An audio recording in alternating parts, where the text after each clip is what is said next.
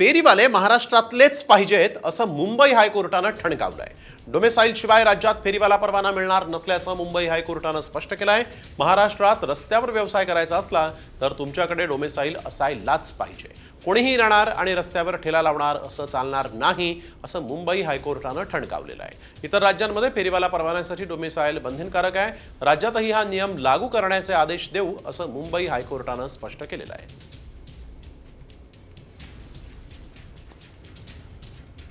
रस्त्यावर व्यवसाय करणारे फेरीवाले हे महाराष्ट्रातलेच पाहिजेत। महाराष्ट्रात रस्त्यावर व्यवसायासाठी डोमेसाईल आवश्यक आहे। इतर राज्यांमध्ये फेरीवाला परवान्यासाठी डोमेसाईल बंधनकारक आहे। कोणीही येऊन रस्त्यावर ठेलाच लावणार असं चालणार नाही।